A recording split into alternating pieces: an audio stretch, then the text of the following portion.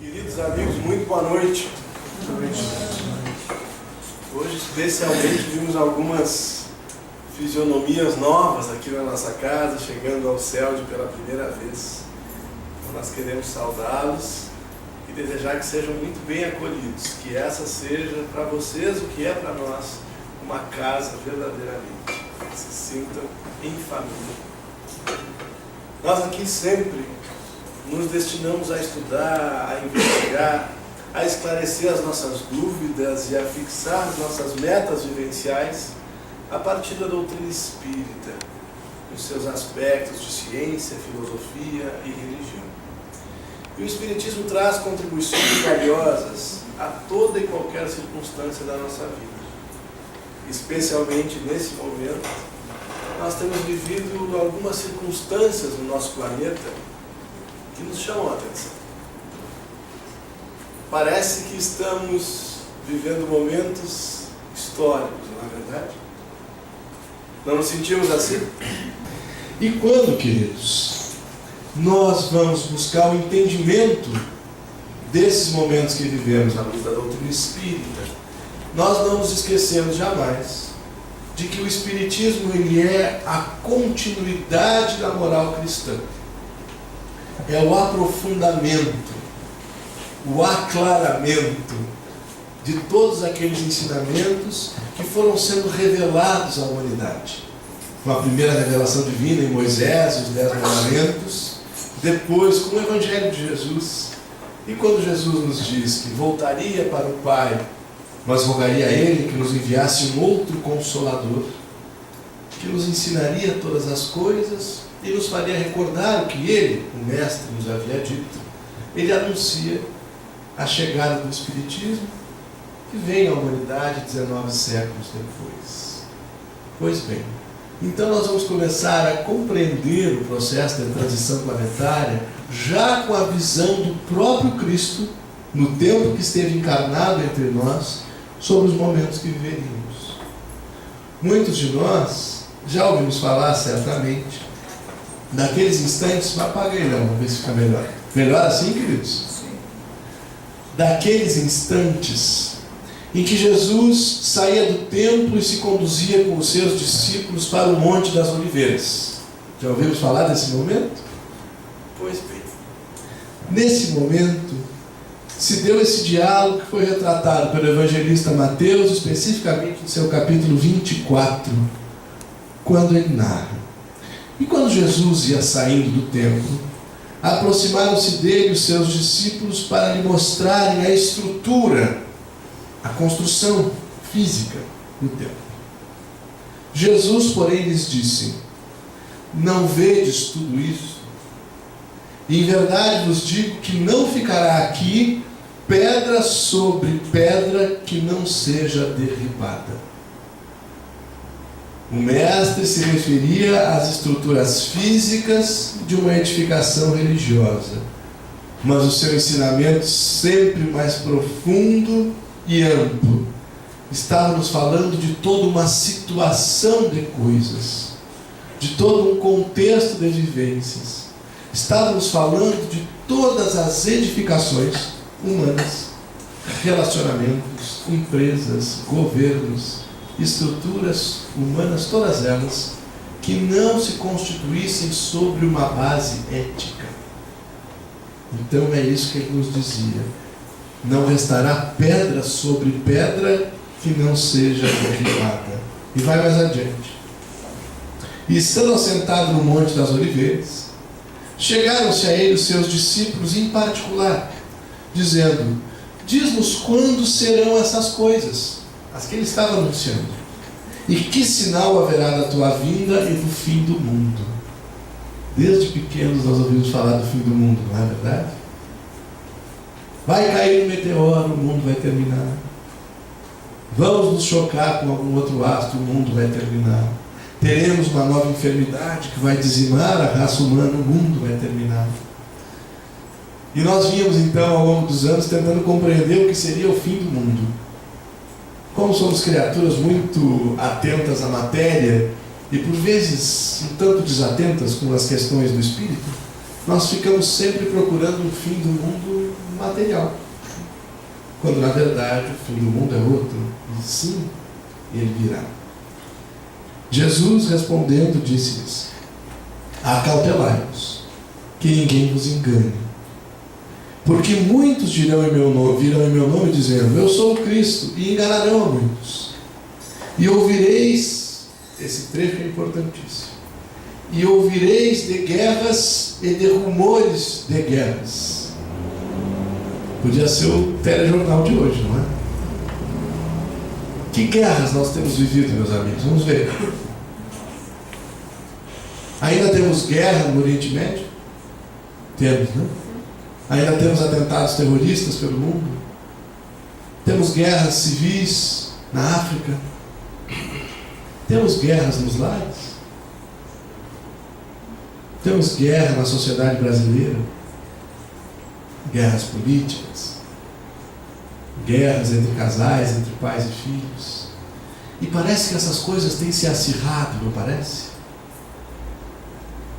E por vezes uma visão um pouco mais distraída e superficial pode nos fazer crer que estejamos andando para trás. Ora, o anúncio feito por Jesus sob o título Sermão Profético, profecia não tem nada de místico, é um anúncio futuro. É uma visão do que virá a ocorrer. O anúncio feito por ele nos falava de guerras e rumores de guerras.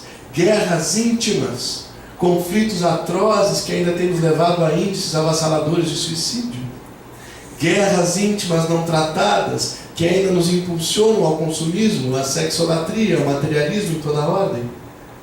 E guerras nos nossos relacionamentos familiares, sociais, profissionais, internacionais. Porque nós ainda estamos buscando pela solução de conflitos sem reconhecermos a sua essência.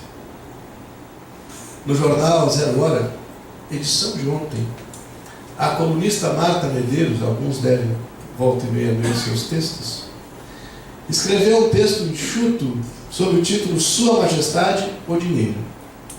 E ela foi falando de corrupção, nós temos falado muito disso nesses dias. E quando chega ao fim do texto, ela conclui com uma frase, dizendo que a corrupção só terá fim quando reconhecermos a influência do dinheiro na miséria existencial que temos. Quando ela fala em miséria existencial, ela está falando do fim do mundo. Porque há mundos íntimos que estão sim por findar, dando os seus últimos suspiros. Ouvireis falar de guerras e de rumores de guerras. E prossegue Jesus: olhai, não vos assusteis, porque é mistério que isso tudo aconteça. E o que é que diz ali no finalzinho? Quem consegue ler? Aqui, ó. Mas ainda não é o fim. Ada, fecha a porta aí pra gente, porque eu vou anunciar mais uma coisa aqui para ninguém fugir. Depois que ele diz ainda não é o fim, o sermão profético prossegue. Jesus nos diz assim: é apenas o início das dores. Mas nós não viemos aqui para anunciar a catástrofe, porque ele prossegue ainda dizendo que não olhemos para trás e que perseveremos. Diz aqueles que estiverem no campo que não voltem à cidade, os que estiverem no telhado que não voltem à casa. Ou seja, aqueles de nós que temos despertado para uma realidade que é a realidade do Espírito, e por isso nós estamos aqui hoje. Que não voltemos atrás, mas que prossigamos. Ouviremos falar de guerras e rumores de guerras, mas isso é o início, de fato, da transição planetária. É o que nós estamos vivenciando nesse momento. A doutrina espírita chega-nos organizada em quantas obras básicas? Quem lembra aí? 5. Por isso chamamos o Pentateuco. São elas, vamos lá. Primeiro, o Livro dos Espíritos, o Livro dos Médiuns, um tratado sobre mediunidade. O que mais? o Evangelho segundo o Espiritismo, o aprofundamento da moral do Cristo, o céu e o inferno ou a justiça divina, segundo o Espiritismo. E há uma quinta obra, chamada a Gênese. É a última. Foi a última obra básica organizada por Allan Kardec antes da sua desencarnação. E no último capítulo da última obra, sob o título Sinais dos Tempos, deixou-nos o codificador esse indicativo para os dias atuais, dizendo-nos: uma mudança tão radical como a que se está elaborando não pode realizar-se sem comoções. Há, inevitavelmente, luta de... Quem está me acompanhando? Luta de ideias. Pois bem, deste conflito, forçosamente se originarão passageiras perturbações. Essas a gente também tem visto, né? Até que o terreno se ache aplanado e restabelecido o equilíbrio.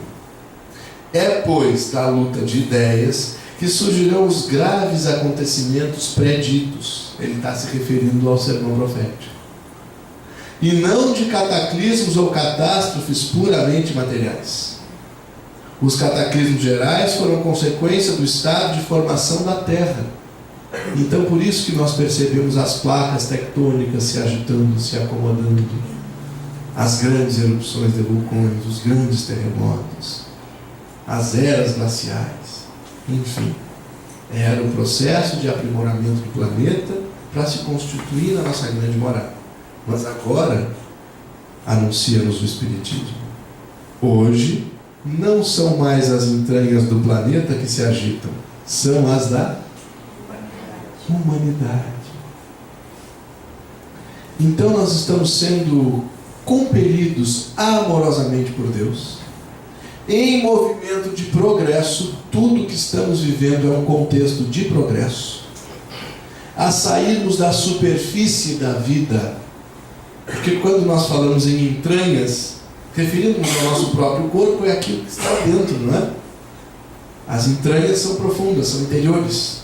Pois bem, as entranhas da humanidade é sairmos do automatismo da vida diária e aprofundarmos a sonda do conhecimento, da reflexão em nós mesmos, de modo a reconhecermos quem somos, de onde viemos, para onde vamos, por que sofremos, qual o sentido da vida na Terra. E o grande manual da vida para nós é a doutrina dos Espíritos, porque a partir da investigação científica, da reflexão filosófica e da consequência moral ou religiosa, ele nos responde quem somos: espíritos imortais. De onde viemos? Criados por Deus. Para onde vamos? Destinados à perfeição e à felicidade. Por que sofremos? Porque nos esquecemos das 3 primeiras respostas. E não vivemos como se fôssemos espíritos, como se fôssemos filhos de Deus e como se a nossa destinação fosse realmente a que é a felicidade e a perfeição. Qual o sentido da vida na Terra? Aprendizado, evolução intelectual e moral, e ainda um terceiro objetivo de todas as nossas reencarnações, que é contribuir com a obra da criação, uma vez que nós somos co-criadores. Em outras palavras, todos estamos reencarnados para melhorarmos moralmente, para nos desenvolvermos intelectualmente e para melhorarmos o mundo. Então cada um de nós é um dínamo de transição planetária. Cada um de nós é um ser abençoadamente livre, com condições plenas de determinar-se, de escolher no contexto em que vivemos, se nós vamos nos associar ao progresso e movimentar a roda, ou se nós vamos tentar inutilmente atravancar o progresso e seremos a pedrinha levada de roda. Essa sofre mais. Mas nós temos escolha. A transição planetária está diante de nós, respeitando a nossa liberdade. Mas para bem decidirmos, nós precisamos de quê? Se eu tenho que escolher entre uma coisa e outra, eu preciso de livre-arbítrio e... Vou dar uma dica. Uma palavra que começa com I e termina com informação. Alguém acerta? Todo mundo que quer tomar uma boa decisão busca informar-se. Não é verdade? Mais ou menos, né, Wilson? Antes da gente peticionar, a gente estuda os autos, naturalmente. Nosso colega Calzite. Pois é. Então nós vamos prosseguir com as informações sobre a transição planetária para que cada um possa sair daqui um pouco melhor, um pouco mais instruído, um pouco mais consciente para escolher o seu comportamento. Nesta obra, intitulada Transição Planetária, ditada pelo espírito Manuel Filomeno de Miranda a Adivaldo Pereira Franco, nós vamos encontrar continuidade do sermão profético, do conhecimento desenvolvido na Gênese e agora mais detalhado, atualizado e esmiuçado na obra Transição Planetária. Pois bem, diz-nos o benfeitor: esta não é a primeira vez que o mundo terreno recebe viajores de outras moradas, atendendo à solicitação de Jesus Cristo. Da constelação de Cocheiro vieram aqueles nobres embaixadores da luz que contribuíram para a construção da humanidade atual.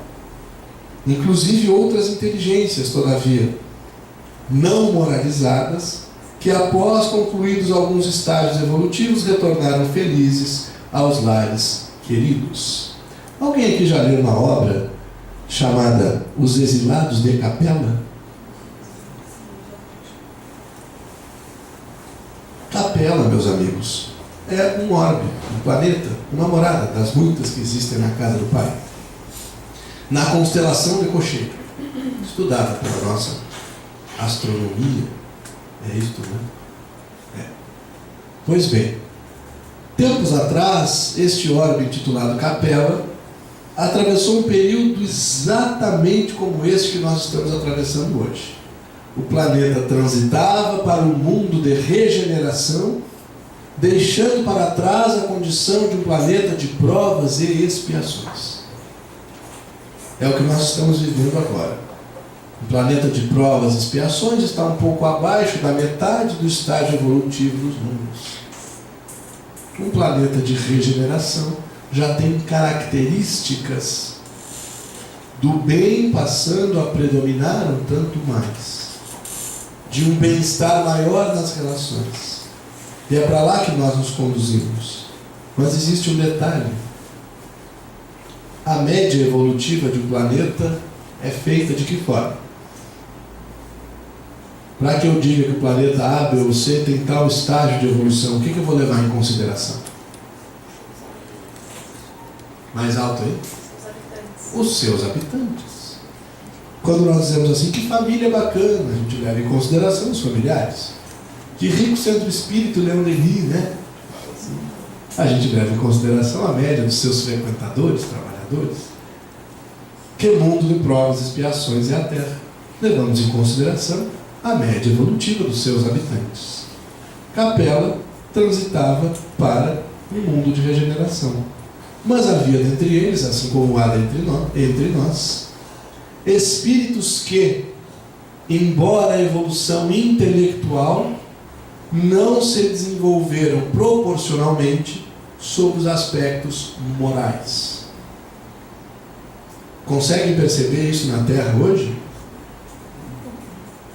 Inteligências primorosas construindo bombas, articulando crimes, engendrando corrupção. O uso da inteligência que é o determinante.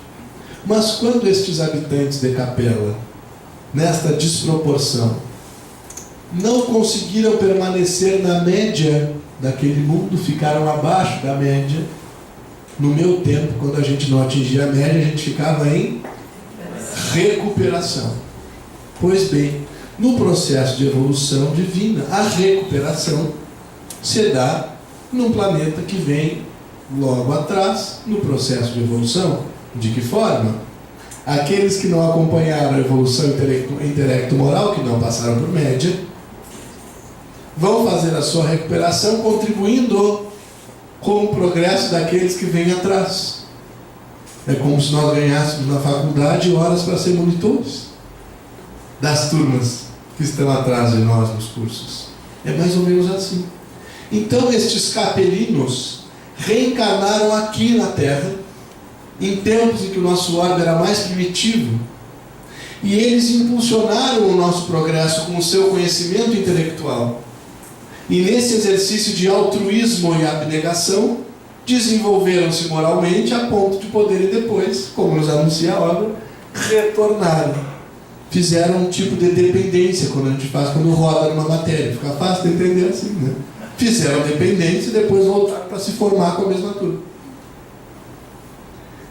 Isso vai corresponder na história do nosso planeta àquele período que nós conhecemos como elo perdido. Já ouviram falar disso? Quando nós não conseguimos explicar em continuidade lógica de que maneira construímos pirâmides com o conhecimento de engenharia que havia à época.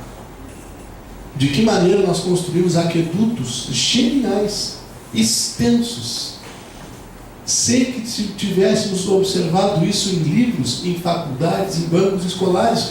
Como estas criaturas souberam fazer aquilo que estava muito além do conhecimento humano terreno. Está explicado. A reencarnação dos capelinos em grandes populações na Terra. Os indianos, os chineses, as populações da América Central, os egípcios. Na obra A Caminho da Luz, ditada pelo benfeitor Emmanuel a Chico Xavier, nós vamos encontrar a formação destas grandes civilizações que impulsionaram o progresso terreno, estando impregnadas de espíritos exilados de capela. Pois bem, trazendo isso para os dias atuais, agora é a nossa nau que está por partir, que já está em movimento, e nós vamos observar quem passa por média e quem fica em recuperação, impulsionando a evolução de mundos mais atrasados. Deu frio na barriga? Alguém aqui já perdeu o ônibus alguma vez? O avião? Não é para nos assustar. É para nos estimular e para nos motivar. Nós vamos compreender este momento da seguinte forma. Muitos espíritos, continuamos com Manuel Filomeno de Miranda, estão tendo a oportunidade de refazerem conceitos, de aprimorarem sentimentos e de participarem da inevitável marcha ascensional. Expressivo número, porém, permanece em situações de agressividade e indiferença emocional, tornando-se instrumentos de provações rudes para a sociedade que desdenha. Fruem da excelente ocasião que, mal baratada, perdida, desperdiçada, os recambiará a mundos primitivos, nos quais contribuirão com os conhecimentos de que são portadores, sofrendo, no entanto, as injunções rudes que serão defrontadas. É um momento de grandes contrastes na Terra. Por isso essa impressão de caos que nós precisamos desfazer com conhecimento. Quando nós entramos em um quarto escuro, qual é o primeiro ato que nós pretendemos realizar? Acender a luz.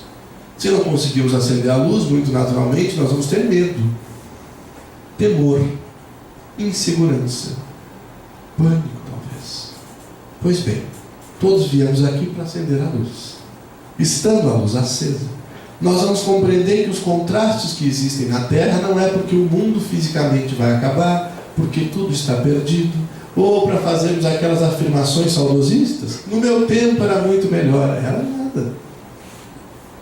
A lei de progresso é uma das leis morais da vida.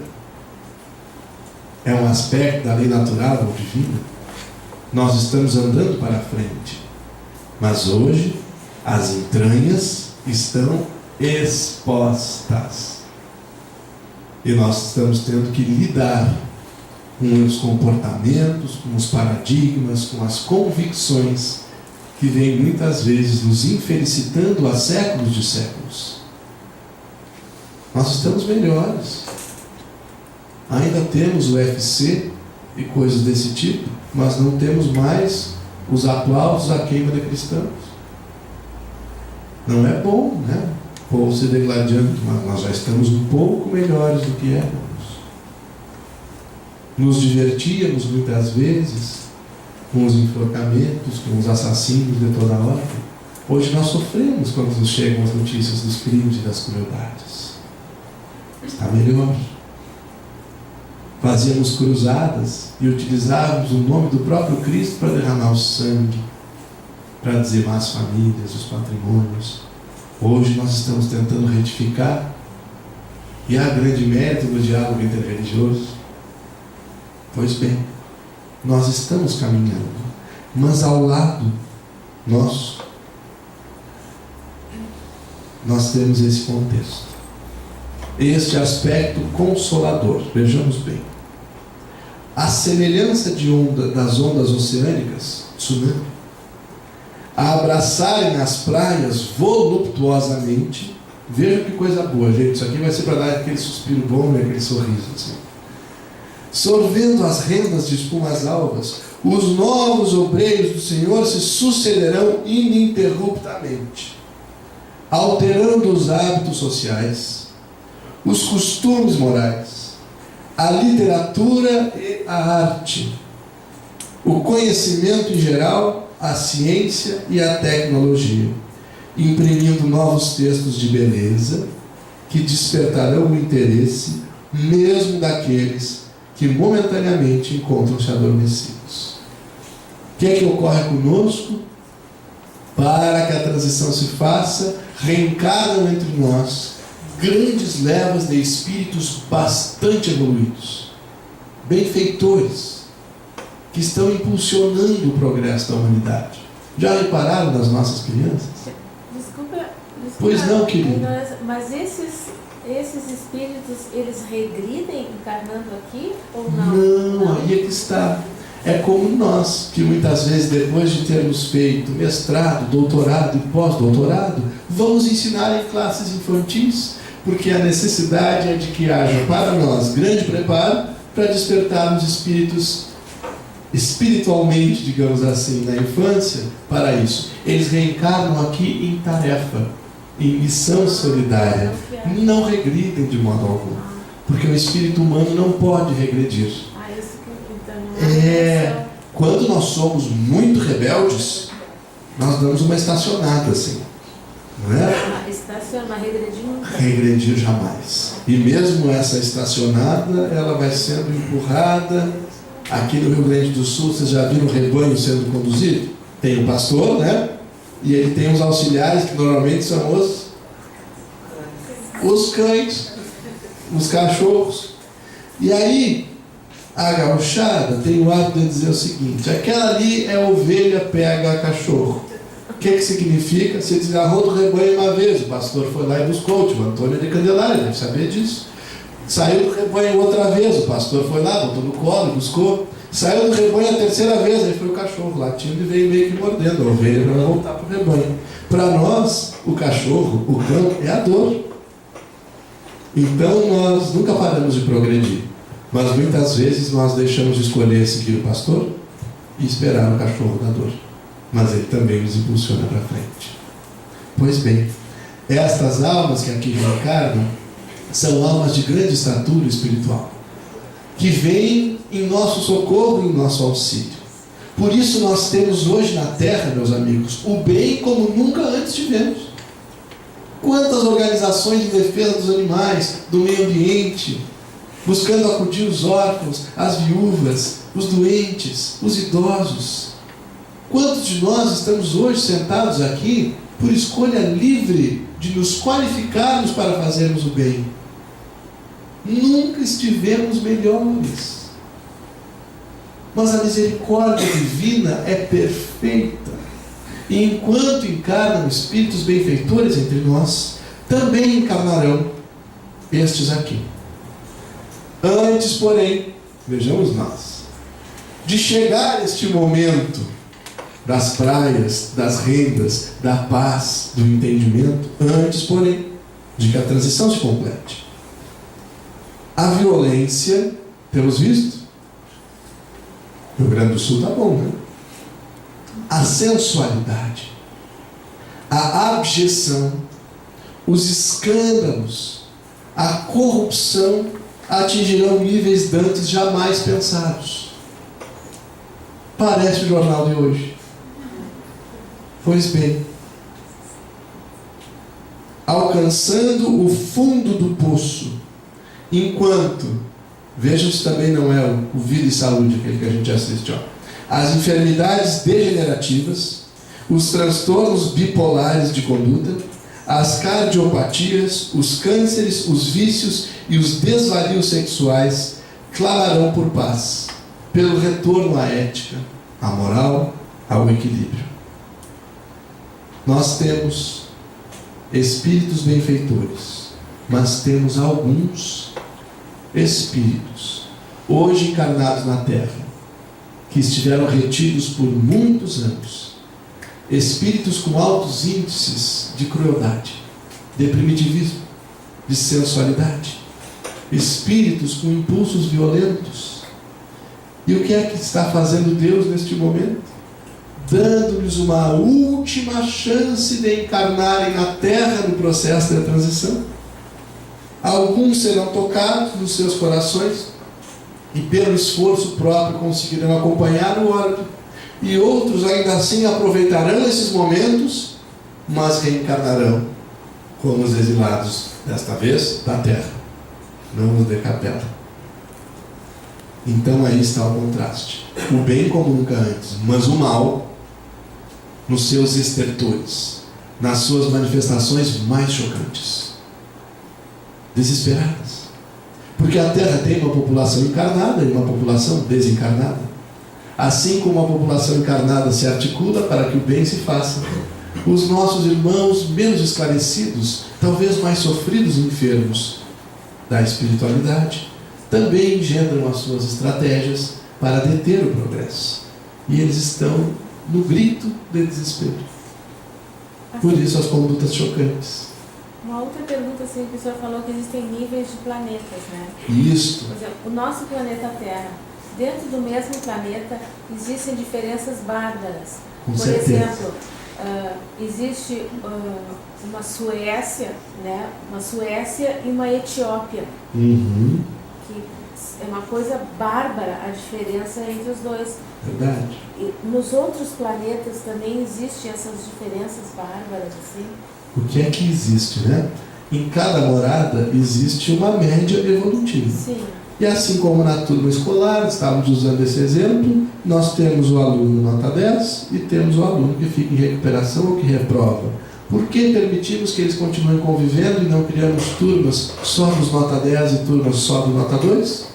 Porque nós compreendemos que o convívio entre eles e um tipo de ética que hoje convencionamos chamar alteridade, a ética das diferenças, é uma experiência educativa sob o ponto de vista da educação integral para todos. Então, na Terra, nós temos a Suécia. A Suécia tem um dos mais altos índices de suicídio do mundo, embora o bem-estar social e econômico seja muito grande. Eu tenho materialmente necessidades atendidas e espiritualmente necessidades esquecidas. Nos povos da África, eu tenho muito pouco índice de intelectualidade, mas de lá vieram criaturas que contribuíram para a evolução da Terra, para a evolução do nosso próprio país, em função de que aprenderam a superar as adversidades com a abnegação. Essa pluralidade dentro do mesmo planeta é o que garante que ele seja um planeta escola. E nós somos assim, e são assim todos os órgãos da humanidade. Pois bem, estamos nós, meus amigos, em batalha. Porque nós estamos diante das escolhas. Falávamos do livre-arbítrio, não falávamos? Fizemos um processo de diagnóstico do planeta. Entendemos por que é que as coisas estão assim, extremas. O bem, extremo. O mal, extremo. E nós, onde estamos? Qual tem sido a nossa contribuição? Estamos em batalha. Se estamos aqui hoje é porque estamos em batalha. É porque de alguma forma temos buscado algo mais. E é dessa batalha que o benfeitor nos fala quando nós vamos nos aproximando dos momentos finais do nosso trabalho. Como em toda a batalha, diz ele, momentos difíceis surgirão, exigindo equilíbrio e oração fortalecedoras. Os lutadores estarão expostos no mundo, incompreendidos, desafiados por serem originais na conduta, por incomodarem os insensatos, que ante a impossibilidade de os igualarem, irão combatê-los e padecendo diversas ocasiões de profunda e aparente solidão. Alguém aqui já foi recriminado por fazer trabalho voluntário? Mas isso não está te dando dinheiro. Já ouviram isso? Ou por ir ao centro espírita? Para quê? Tem alguém aqui que vem mais de uma vez no centro espírita na semana, não tem? Levante a mão para a gente ver. Que gente fanática. É assim. Porque se nós vamos 2, 3 vezes aos bares, ingerir bebida alcoólica, o que degenera o caráter, e falar mal da vida alheia, nós somos normais. Mas se nós vamos 2 vezes ou 3 na semana buscar entendimento do espírito que somos, o que é sobremaneira lógico, nós somos taxados de fanáticos. O que ocorre? Nós somos defrontados por um mundo de indiferenças ainda. Nós somos cobrados por sermos fiéis nos relacionamentos. Os nossos jovens espíritas são desafiados por não frequentarem as mesmas baladas em que a juventude hoje ingere êxtase e cada vez uma nova droga. E quando não se dispõem a malbaratar as energias sexuais e a se relacionarem cada dia com uma pessoa diferente, eles são caretas. Nós estamos em um momento de originalidade, de tomarmos decisões sem sermos, como diziam os nossos pais, os nossos avós, Maria vai com as outras, ou José vai com os outros, tanto faz. É tempo de ter coragem, de ter perseverança, de ter autoestima. É tempo de estudarmos a doutrina espírita em profundidade, porque nela estão, não tenhamos dúvidas, todos os recursos de entendimento e de ação de que nós necessitamos. Mas para isso nós precisamos estar despertos e com as nossas decisões afiadas, para não nos deixarmos levar pela indiferença dos dias, pelo tempo, cuja gestão nos é às vezes tão ingrata.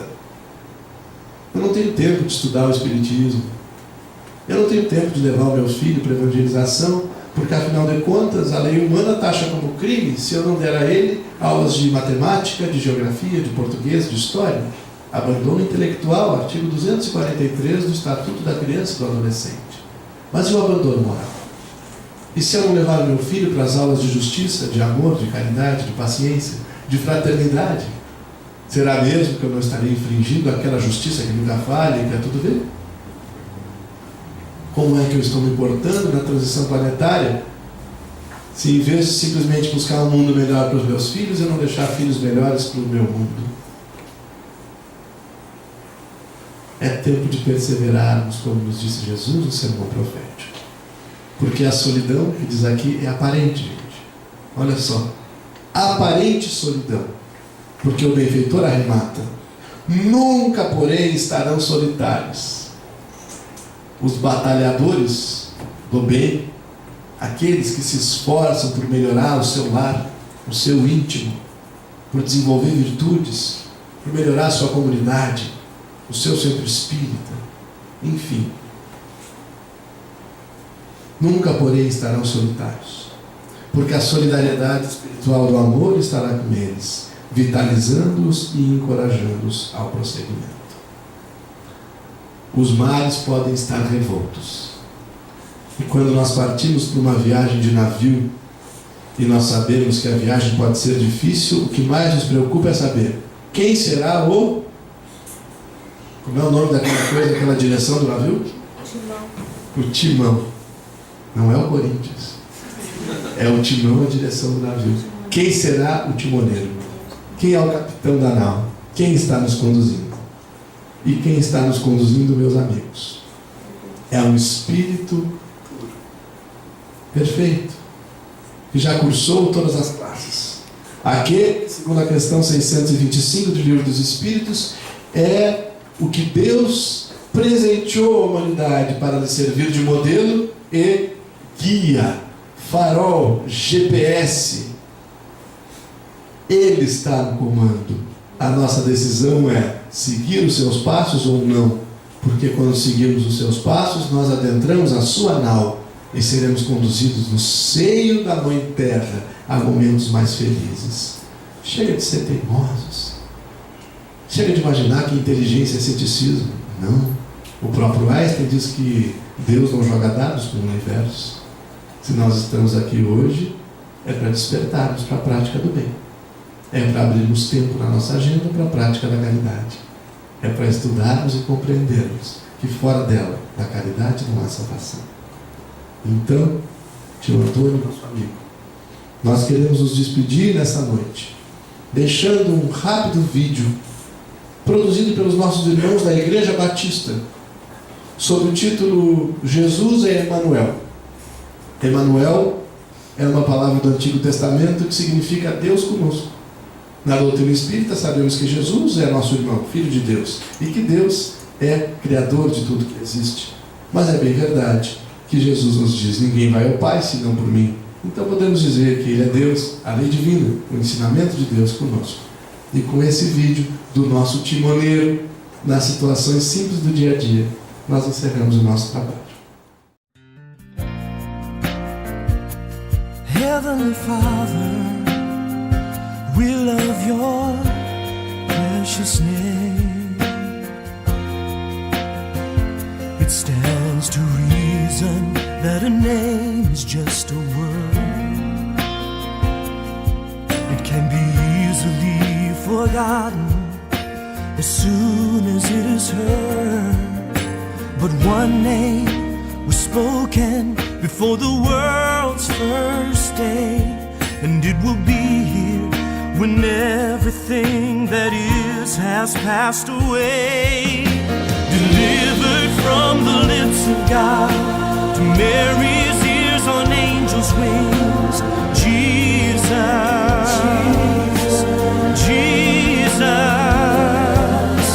the word that came to life for us, the song that all creation sings, Jesus.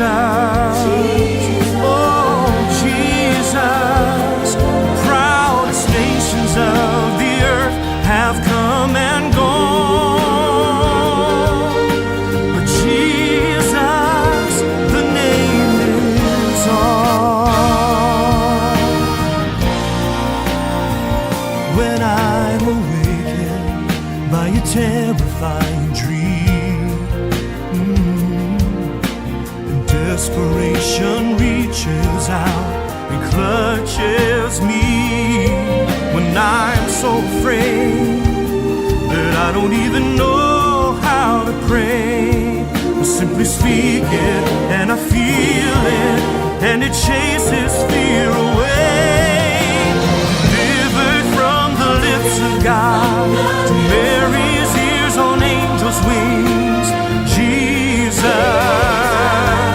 sweet Jesus, the word that came to life for us, the song that all creation sings, Jesus, oh Jesus, the proudest nations of the earth have come and gone,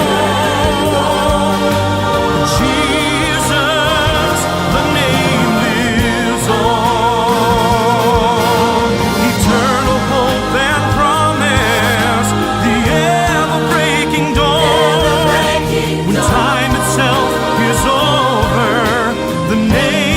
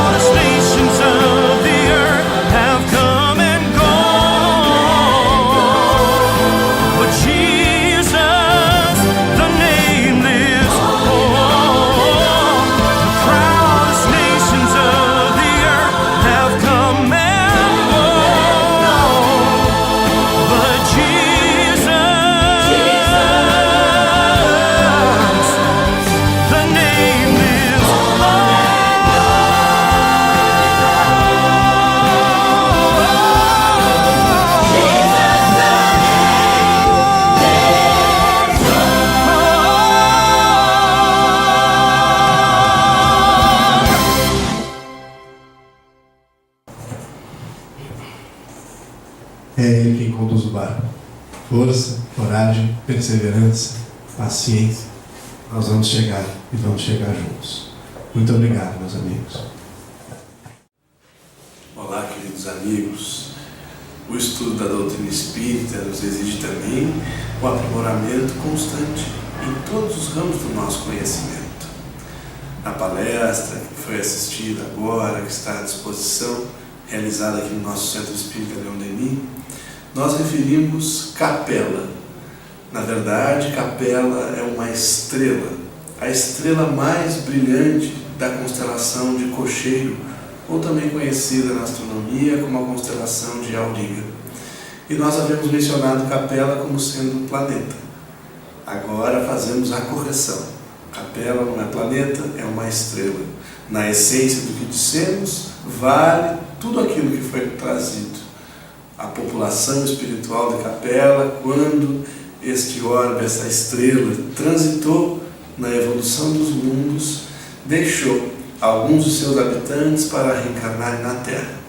Aqueles que tinham grande evolução intelectual, mas cuja evolução moral não havia acompanhado esta asa da intelectualidade. E que então tiveram que aprender o altruísmo, a humildade, a benevolência, a abnegação, auxiliando-nos, nós, os habitantes da Terra, ainda mais primitiva no passado, a evoluirmos e a compreendermos a ciência que os capelinos já conheciam. Então, fica a correção para auxiliar no seu estudo também. Um grande abraço e boas reflexões.